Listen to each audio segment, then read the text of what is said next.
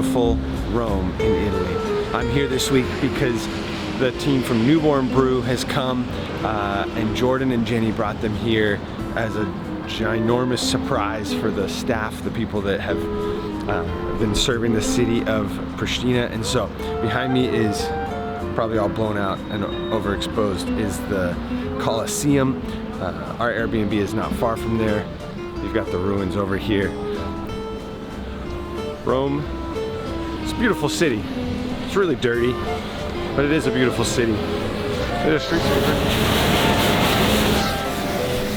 So this week we're going to be spending a few days here with the team from Kosovo, all the Albanians, all the Kosovars, all the team from Newborn, and I got to come just be a part. So I want to bring you all along as we let them experience another European city for what many of them is going to be their very first time, and I'll give you some details on that. But let's enjoy the beautiful Roman morning.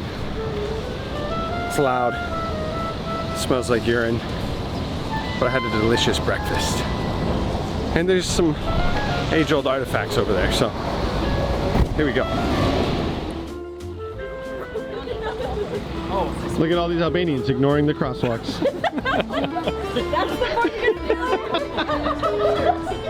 So why is it important that Kosovars are in Rome? Let me break this down. Ever since the late 90s, after the fall of Yugoslavia, the different Balkan states began claiming their independence from Serbia. Kosovo is one of those countries. Emerging from a brutal war with Serbia in 1999 and declaring their independence in early 2008. On January 1st of 2024, after almost 25 years of fighting for recognition, the EU finally granted the citizens of Kosovo a massive win. Visa liberation, as they call it, now allows hundreds of thousands of Kosovars to leave their home, many of them for the very first time. Meet my friend who I was with in Rome. With visa liberation, it's a lot easier for other people, other nationalities to get to know Albanians from Kosovo, because now we can travel more, we get to meet a lot of people that don't live in Kosovo and maybe have never even heard of it, have never even been here.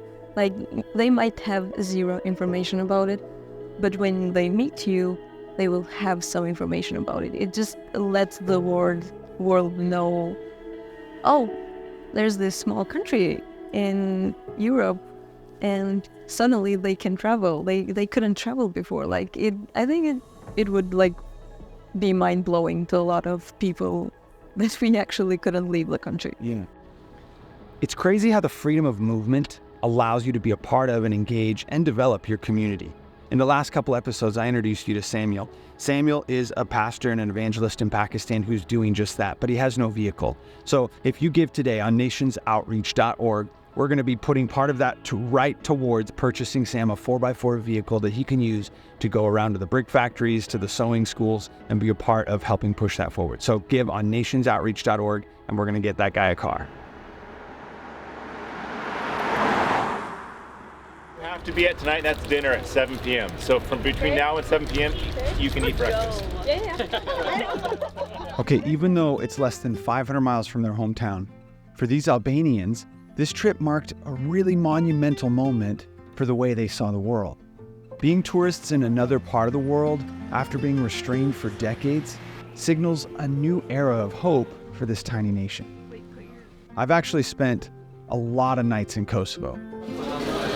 We got I found my friends. Hello there, how's it going? What's up? Next week, I'm going to take you to the coffee shop that we're partnered with, showing you some of the just fantastic work these guys have been doing in the heart of the capital city, Pristina. Even when we visited Rome, we saw a lot of different things that you just don't see here. And that just teaches you something that you didn't even see before. Maybe you didn't even think of it, because you're just not used to seeing that and not used to having that. So it's really important when you see it with your, just in 3D, not in a picture. It just makes a really big difference. Even just artistic stuff, or even just the Colosseum, it was a lot different actually seeing it than seeing it in pictures. Like, we knew is the Colosseum the moment we saw it because we've seen it in pictures, but it was still a really different like feeling. What do you wish for? What don't you wish for? A Ferrari? That's Yes, if you want. yeah, thank you. You can. Yeah. Okay. What are you doing right now? Describe to us what you're doing. Can I use this cup? This is good. We're making an espresso for my friend Rina. I'll take yes, this. This is Okay. Marco's Hey, Marco. helping us out. Teach us an Italian word, Marco. This is for What's How do you normal say coffee, it? double lunge, one lunge. Do you want a Only double or one. a single? I want the strongest one. Strong is small. This. Okay. Of course. What's strong? And Strong is forte. forte. Espresso. forte. Yes. Exactly. Yes. Does it stop or do I press it? No, this is stop alone. It's. This is easy. This is 2024, madam. This is